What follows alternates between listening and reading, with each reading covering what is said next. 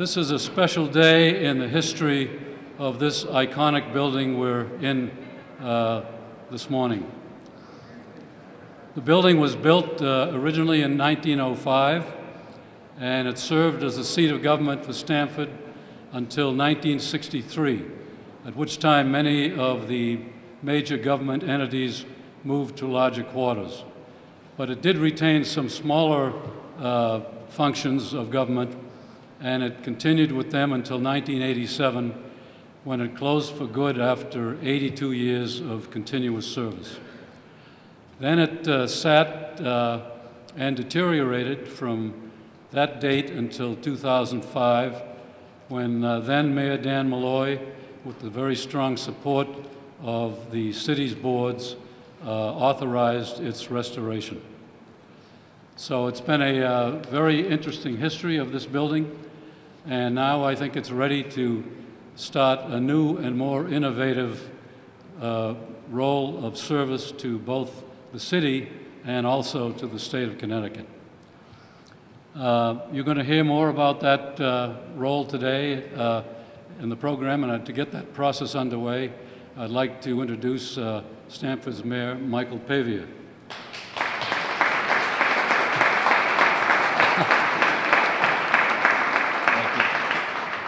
I have to say some good things about Mike before he speaks. Mike has been, since he took over the city, actually he, in his earlier days, was a city employee. And then he decided to go out on his own. He started his own business and had a very successful business developing housing in the city of Stamford. He then decided to run for mayor, and from his very first day in office, he has been supportive of the innovative use of this building and for the uses that you will hear more about as we get into the program. So Mike has also started the Mayor's Initiative, Mayor's Small Business Initiative, which is an organization that meets monthly at Stamford High School. And he's in the process of launching a major $14 million project, multiple projects on highway road development and infrastructure improvements that will bring needed jobs to the city of Stamford. So it's my privilege to introduce to you Mayor Mike Pavia.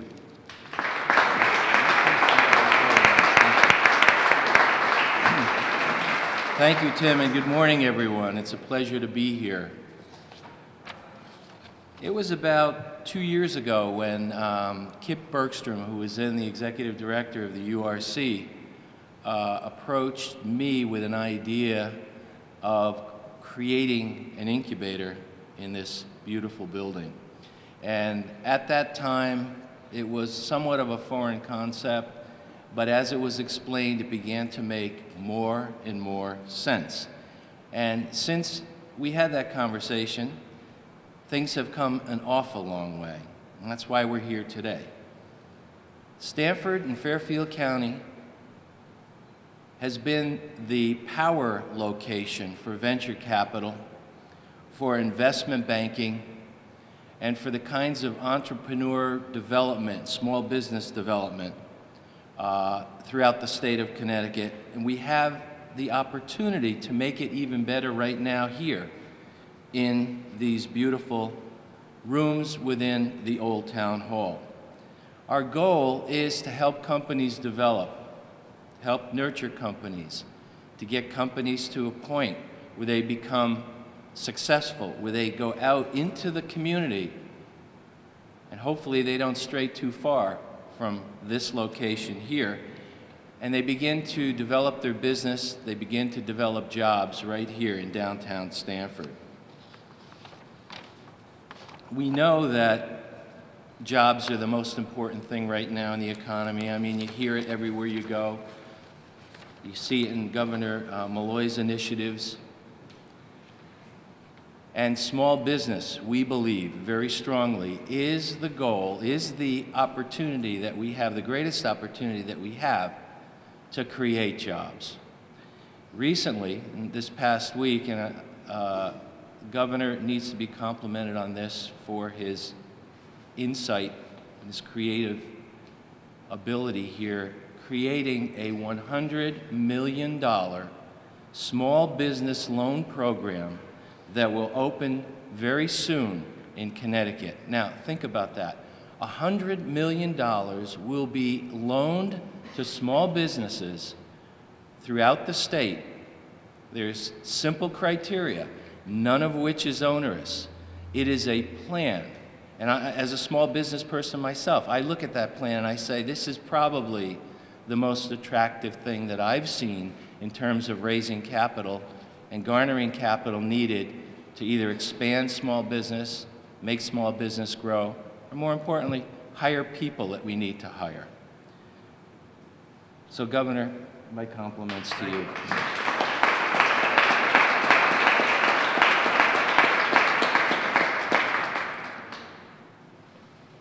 The incubator will also enliven downtown Stamford, and I saw Sandy Goldstein here. That should make her happy.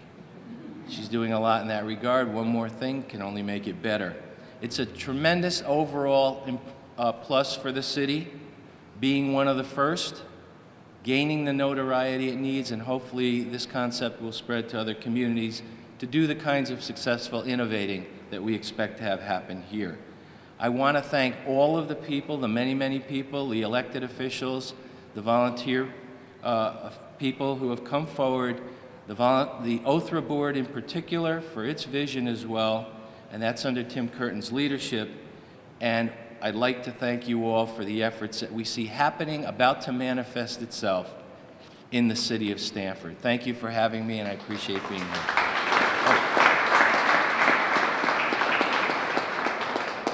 The next person I'd like to introduce is someone who also had the ability, the vision and the ability to restore this glorious building to the great space that it is today, and who also had the vision to develop and create the incubator and the entrepreneurial environment that will foster and grow within the walls. It gives me great pleasure, ladies and gentlemen, to introduce to you the Governor of Connecticut, Governor Malloy. Thank you, Michael. Thank you, Michael. Thank you, Michael. Hey, you know, looking around this building, I thought of Sandy Goldstein, and I think she'll give us permission to call the large room a ballroom over there. That's it. Hey, listen, it's great to be with everybody. That's an insider joke, you'd have to understand. But it's great to be back in Stamford, as I'm fond of saying, and I say it in other towns. Any day I can spend any portion of my day in Stamford is a good day. And it's so great to see so many folks that I had the high honor and privilege of working with over the years. Certainly my good friend Tim Curtin, who has done such a masterful job over the years in helping to direct the city that he adopted and has adopted him, and he has done such great work over the years, and we happen to be joining him here in a building that he played such a large role in preserving and then ultimately seeing it restored as it has so beautifully been restored. It's also good to be with Jerry Fox, a state senator who I certainly enjoy working with on the Senate side, to have a great Representative Livy Florin, who's also with us. I said, because she happened to be sitting next to another guy from Greenwich, I said it's good to have some Greenwich folks here, and she said, I represent Stamford, and as well I know, and she does so very well. I don't know whether there are any other state officials here, but if they are, I don't see you. I do want to point out that you do have a friend in Hartford. Now, you might think it's me, but I would say Kip Bergstrom is also a very good friend of Stamford and hasn't forgotten the years that he played a role here.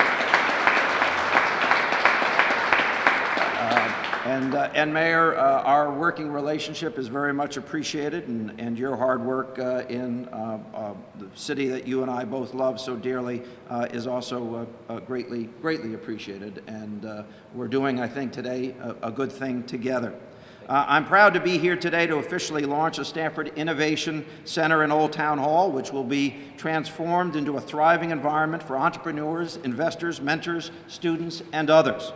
My administration is focusing on reinventing Connecticut. A key part of that is supporting innovation, innovative ideas, innovative people, innovative companies. With respect to the comment about our small business loan program and grant program, I might add, we certainly understand that for too long Connecticut state government played too small a role in promoting a small business. Our over-reliance on the federal government to do so, I think, was misplaced. And when we adopted a bipartisan jobs program in a one-day session, it was a particular honor to see how much money we were able to set aside for small business growth. Your comments, Mayor, are much appreciated, but there is one other thing that I want to note in describing that program. That program is designed for us to be able to give an answer, yes or no, within 30 days of the completion of an application.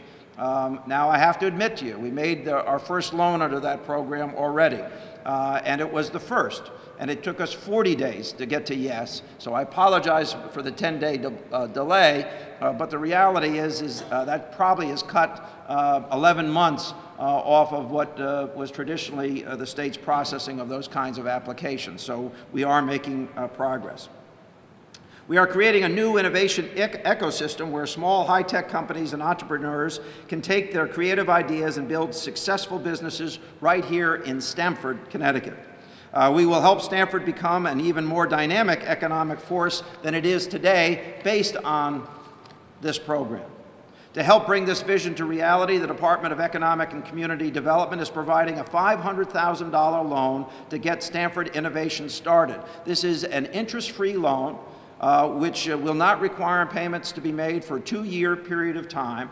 And then once the center is up and running and producing income, will be paid off over a period of time. I also want to say that Sikorsky Innovations their sponsorship of this program is a tremendous benefit and a key reason this kind of business innovation model has so much potential. I want to thank them for their commitment to the center, and I know they'll be represented in just a moment. This project demonstrates our commitment to workforce development, to job creation, innovation, and economic diversification, just to name a few of our goals wrapped in this building. It is an exciting project. I can't wait to hear of the progress made here in the months and years to come, and by the way, the products and services that will be developed as a result of the work done here. Connecticut has always had a reputation as the home for innovation, whether we're talking about companies, technology, or our workforce. The partnership announced today will help our state build on the history and continue our efforts to find new ways to compete in the 21st century economy. To all of you, congratulations. It has been great working with you to get to this day, and I look forward to our collaboration in the years to come. Thank you.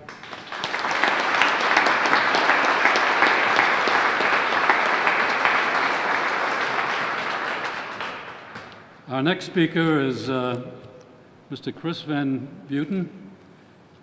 Chris is the Vice President of Sikorsky Innovations at Sikorsky Aircraft, where he runs the Sikorsky Innovation Group. He has a whole range of responsibilities for maturing next-generation technologies and products. Current areas of focus include the Collier award-winning X-2 S-97 Raider program, as well as active rotor fleet. You don't have to read that. All right. It is an incredible background, believe me. I want to give it to the media so it gets into the newspapers. Anyhow, Chris was a Glenn L. Martin Aerospace Scholar at the University of Maryland, where he received a Bachelor of Science in Aerospace degree in 1989. He received a Master's of Science in System Design and Management from the MIT and the Sloan School of Business in 1999. Please welcome Chris Van Buiten. Thank you.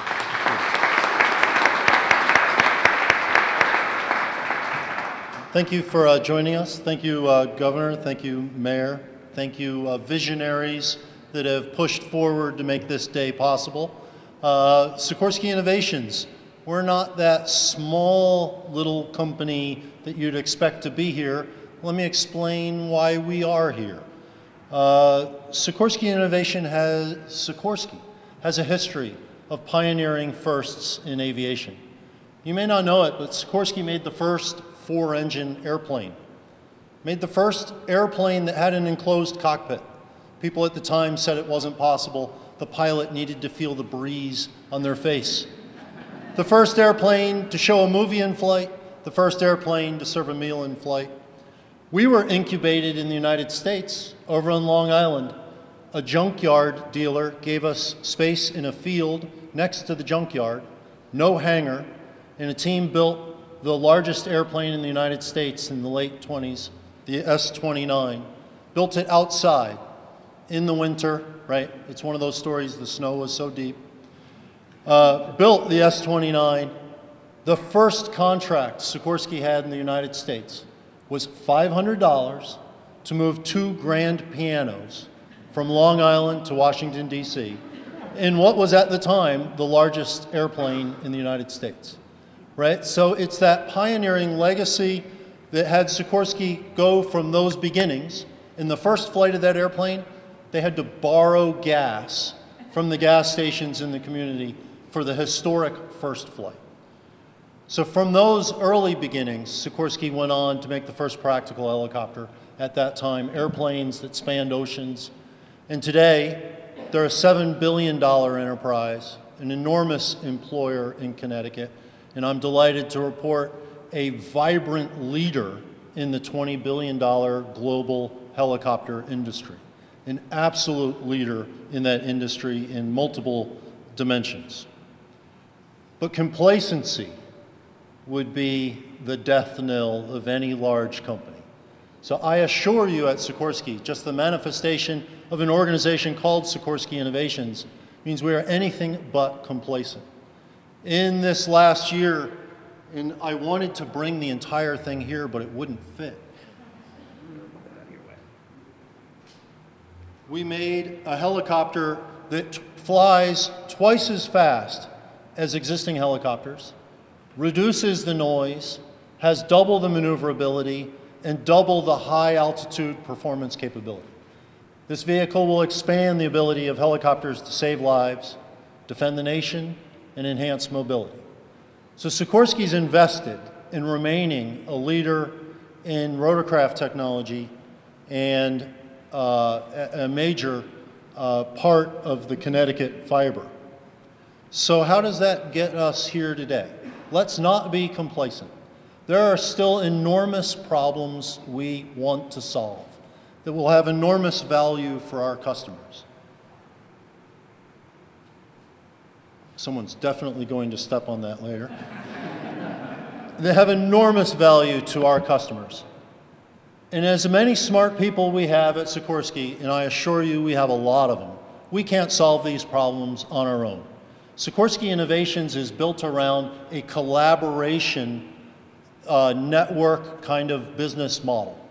We collaborate with enormous businesses in this country and around the world, and we collaborate with very small ones, 4 or 5 people. Today we're starting the process of collaborating with companies that don't even exist yet, but to inspire them, coach them, build them to be relevant for Sikorsky, relevant for Stanford, relevant for the state and the nation. So today we've launched an entrepreneurship competition that takes 5 challenge problems, and they're on sikorsky.com/innovation. 5 challenge problems, and we picked problems. We didn't say, hey, make a new rotor blade, and it could be that focused on a particular helicopter problem. We picked challenge problems that would help Sikorsky, but also have much broader business implications, right? Could turn into very large businesses. As an example, we need wireless sensing that connects sensors that monitor the health of the systems in a helicopter in flight, that report in as a central nervous system report in the status of all the parts on the helicopter to monitor the health, to reduce its cost of ownership, and improve its safety. Those wireless networks that we want to be incredibly robust, FAA certified, very important data transmitted. The development of those robust wireless networks are applicable to a myriad of applications. We want our products do very special missions. We saw one of those missions in Pakistan. We would love a helicopter that can change its color. We'd be very interested, and that's a small market, right? Paint that could change its color for helicopters. That's a niche. The big market is probably Scion TC paint jobs for teenagers, right? They want a car that can change its color, right? That would be very cool, but we could be a great lead user, help an incubating company mature a technology. While we would pay $1.5 million per unit for that paint job, the Scion TC is probably $1,500 a paint job. So we're a place to start and mature that kind of technology. Similarly, everyone in this room probably has some device that has apps in it. We would love to have an apps kind of environment in our rotorcraft where we can quickly add different applications that improve the functionality and safety of the helicopter. Calling up angry birds isn't that important, a mission critical thing, so we've got to up the quality a little bit, although when's the last time angry birds didn't fire up on your machine? But we need a robust, certifiable type of apps architecture in our products, high energy density storage for rotorcraft, cooling of electronics. Early helicopters, no computers on board, 2 smart people up front made the decisions. Helicopters today, more than 20 high-performance processing elements spread throughout, 8 million lines of code. We're very interested in electronic cooling technology that can cut the fans, weight, and complexity of our helicopters, and at the same time, it could lead to a better cell phone, a better automobile, all kinds of applications like that. So the vision, and the adventure starts today, the challenge is out there, is to incubate new companies aligned with those interests. The prize, we're going to have business plans submitted to us, and we're going to work with some of you to join us in judging them. The prize is to occupy this beautiful building and be in the Sikorsky Innovations Incubator within the Stanford Incubator, be coached by Sikorsky experts in building your plan to be relevant for Sikorsky, but also be coached by the entrepreneurial expertise and venture capital expertise in Stanford to make it not only relevant to Sikorsky, but relevant to these broader types of applications. We look forward to collaborating. Remember, that's our model to make that vision possible.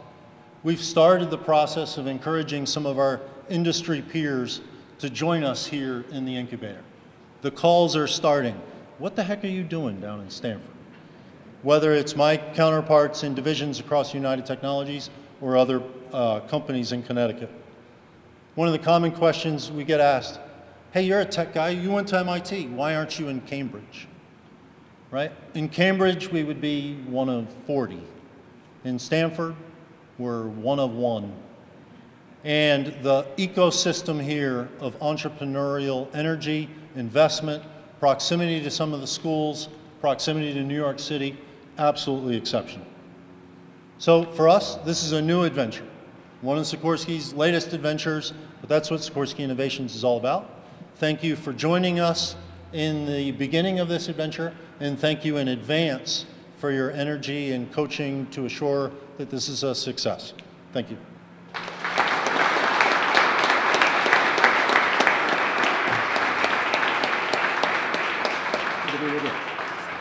It's great to be with everyone, and I want to say hello, but I know we invited the press here, so if there are questions on this, we could take those now. Yes? You've got the most innovative company in Connecticut here. Have you all reached out to what some of our most innovative company in New York, IBM, which is right around the corner from us, or do you plan to reach out to them with regard to some of the things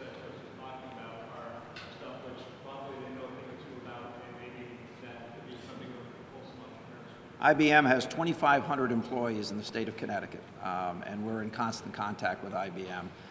And one of the reasons they like IBM, as does Pitney Bowes, Pitney Bowes is one of the 100 largest software companies in America. We think of it, because of our background, as an old tool and die manufacturing company. We're in touch with all of the innovators and innovating companies in the state on a regular basis, and have those conversations. I happen to have a conversation in Washington day before yesterday with IBM on important subjects. It wasn't about the meeting wasn't about this facility, but suffices to say we're in pretty regular contact with them. About right over your shoulder is a guy who's doing something in media and production. We believe that will continue to drive being a center of digital production as another area, and it's certainly conceivable that ideas and businesses might be developed in this center that will work off of what is already a base, shortly to be added to by a very important investment by NBC in their digital capabilities around sports. So I think this is the right place for this endeavor.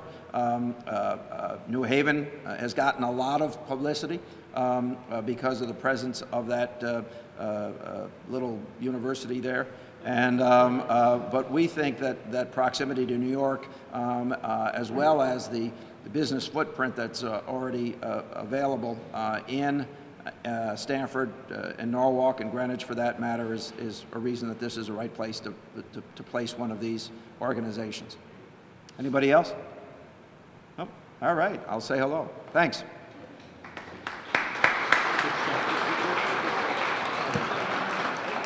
Hey, who are you? Thank you very much, Mayor. I thank you for your great support of this project. Also, Chris, representing one of the great companies in the United States, we certainly thank you for your sponsorship.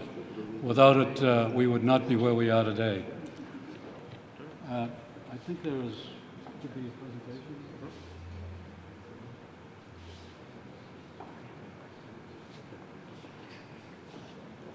All right, we're going to introduce now the members of the managing team of the Innovation Center. I'd like to begin with Barry Schwimmer on my left, managing partner. Barry is founder of Stony Brook Capital, formerly with MD Commonwealth Capital, co-founder of Chemical Venture Partners. He has a BS from Wharton and an MBA from the University of Chicago. And he has been very active in the negotiations we've had. I don't know how he sleeps at night because of all the pressures he's had. Patty Marr.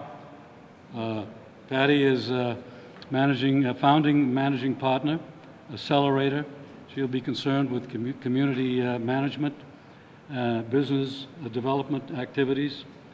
She's a business development professional, an executive coach with over 20 years of experience in venture capital, investment banking, and asset management technology. She's a venture partner with Dakota Ventures. She is an angel investor, forum screening committee member, and member of the Yale Entrepreneurship Institute. She's also on the ASTI Advisory Board and an accelerator for women's startup businesses. She has a master's degree from the Wharton School of Business. Surrounded by Wharton people today.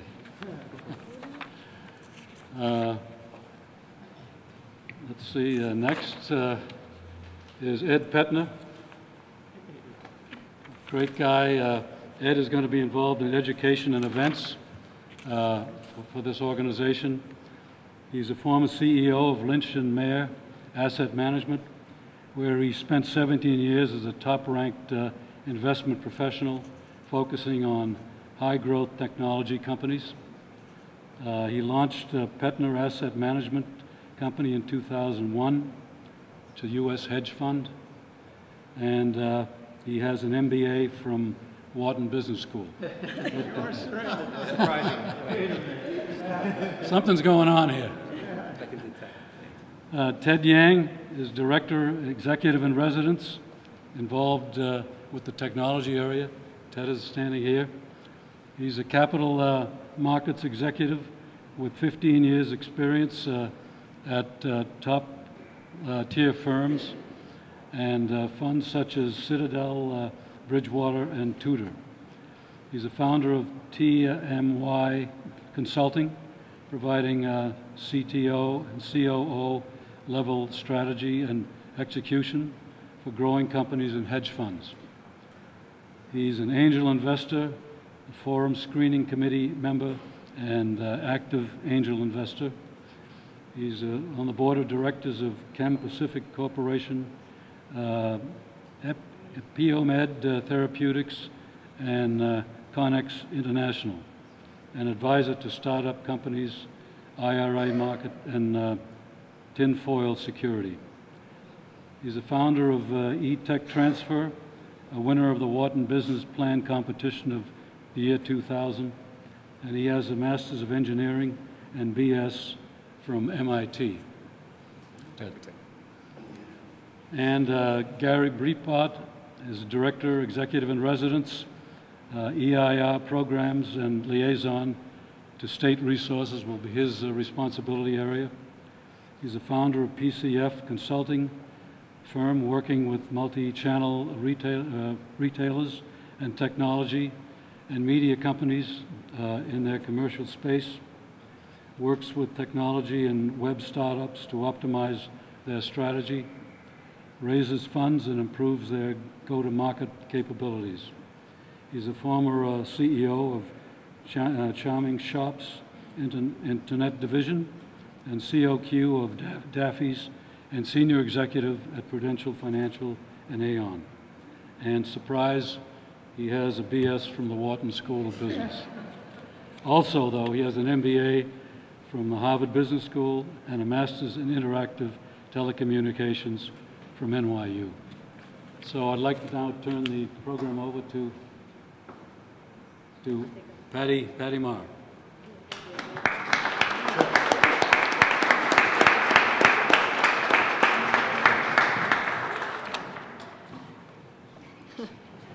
Look what we get. Wait, you can't keep Just this. to borrow. This is just fantastic. I want to thank everybody for their support who's here today. It has been a very long road. You know, I think when most people would stand up here, they would look around the room and see a sea of amazing individuals. That would be absolutely true. Thank you. But what I see is a community, and that's what the center is all about. And even more important, it's a community dedicated to our sole mission. What we're about is accelerating the entrepreneur's voyage. Now, if you talk to Kauffman Foundation and Startup America, Danny, we have the CEO of Startup Connecticut here today with us. They'll tell you that entrepreneurs need 5 things. It's really pretty simple, and I need acronyms to remember things. I call it iced teas. They need investors, they need customers, they need experts, they need talent, and they need really good service providers. That's what makes entrepreneurs successful. If you wrap all of those people around an entrepreneur, they've got a way better chance of having their business grow and succeed. Now again, something I learned by being involved in ASTIA is the stats behind all this. I didn't realize it was harder to get into Harvard than it is to get a company funded when you're an entrepreneur. Something like 1 in 100. That's how many get funded. But what I've seen at ASTIA, and you may not know ASTIA, you may know Techstars, you may know Y Combinator. When you take those kind of communities and you wrap them around these entrepreneurial ventures, guess how many of those get funded? 60 to 75%. It's an absolutely amazing thing. So when I look around this room, I see that community. I see the community that's going to take these young companies that Sikorsky's bringing in, take the other young companies that we're going to be attracting, and they are going to help them soar. And that's why actually this building is so important. I'm a little old-fashioned this way. I don't think innovation happens at WebEx meetings. Innovation happens when you're sitting in the cafe. Innovation happens when you're working late at night, you're really frustrated, and you need somebody else there to just get you over that hump. And that's why a physical hub is so important. We're going to take this iconic building, and I think the fact that the city was willing to give this building to this kind of effort just screams to the world that Stamford is now open for business of entrepreneurship. It's going to be a center of gravity for this community. It's all about relationships and community, and we're going to help make this happen. You might ask how. It's very simple. I think shock and awe is probably somewhat relevant here with the Sikorsky people. We're about tech and awe, another acronym for me. That's how I remember what we do. We have an accelerator program, we have flexible workspace, and we have education and events. It's that simple. We're going to have all of that in this room, and we're going to help these companies do their thing and become part of a thriving Stamford community and the state of Connecticut. Thank you.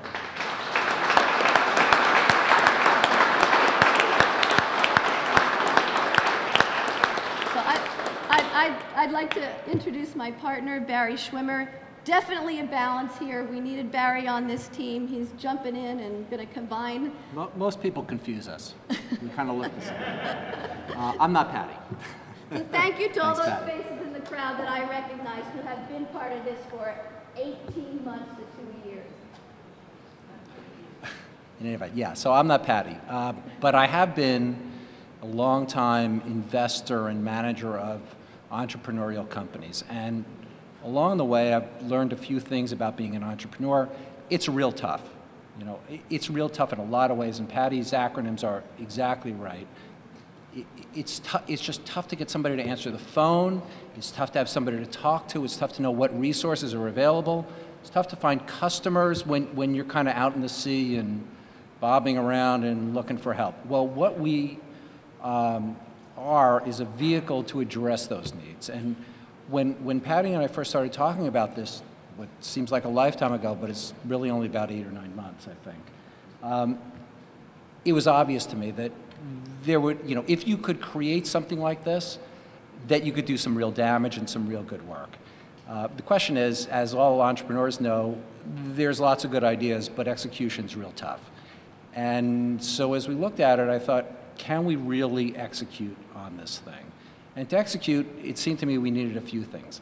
For one, we needed a venue. And we needed a venue that just wasn't in the middle of nowhere, but was a venue that could be a magnet for people to come and could serve as, you know, people would be here, but they'd have access to tremendous resources. Well, Patty shows up with this building. And, you know, we walked through it and I said, this is just unbelievable for what it is, and it's unbelievable for where it is. So I think the fact that we're able to locate it here and the fact that we've had the support that we've gotten from the city of Stamford, again, fantastic and an enormous leg up. The next thing is there demand? You know, will people really come to this and use it and really serve? Because those are our constituents, those are our customers. And it's obvious. You look around this room, there's entrepreneurs, you go to these meetings, there are dozens and dozens of people who are out there and they're either working in there, it used to be, the old cliche used to be you'd be working in your garage. People are working in their living rooms, they're driving their wives crazy, their husbands crazy, their kids crazy, whatever, but they're looking for stuff and they're looking for a place to come. And we've really come to know them very well over the course of the last months, years, what have you. So that, you know, that proved itself out. Then the next part is, do we have the resources to get this thing done? You know, and because this is not an insignificant task. We wanted to make sure that whatever we did was a first-class effort. And again, the fact that the state stepped up in the way that they did, which, thank you, wherever you are, Governor, just remarkable.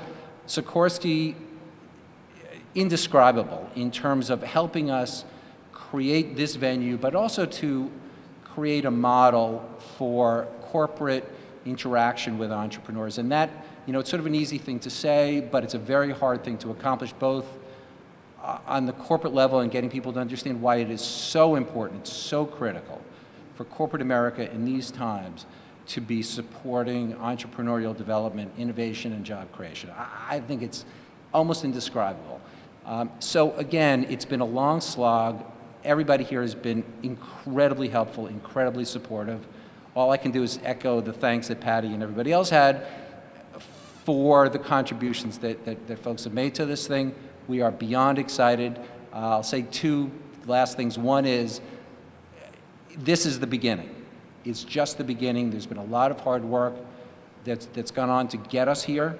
We have tremendous hopes for this, but it's the beginning, and there's a lot of hard work yet to come. We look forward to working with you, with all of you, and you know, continuing supporting, continuing interaction both ways. The second and last thing I'll say is, this is a startup, and some things are going to go well, some things are going to go wrong, and we hope to continue to develop and to learn from all of you and to continue to improve the way that we serve this community and vice versa. So again, thank you. Ted has a couple of things that he'd like to say, and we look forward to some coffee, et cetera. So thank you.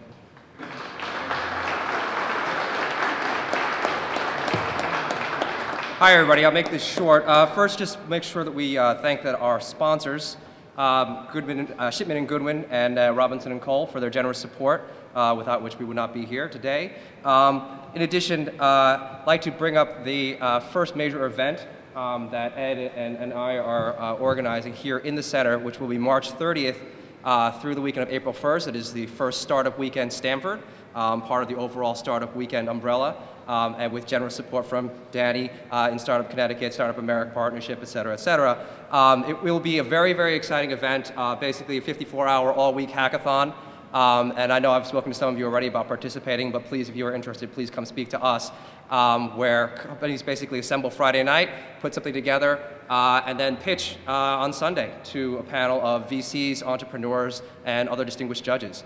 There have been, throughout these things are held all over the world. We've had a few others. We would be the fourth one in Connecticut. There have been successful ones in stores, New Haven and Hartford as well. And you know, we hope that this will be a great success, and we'd love for all of you to be there as well. After this, in the other room, a little bit to the side over here, we have a few of our companies, and we'd like to invite you all to come talk to them. These are Color PI, Arsanis Biosciences, Muddler, Cinerscope, It's Relevant, and Mark My Media. And again, we're very excited to have them as some of the early tenants of the accelerator, as well as the beautiful space that we have right here. So thank you very much. I think that pretty much does it. Refreshments are that way. Thank you all for coming.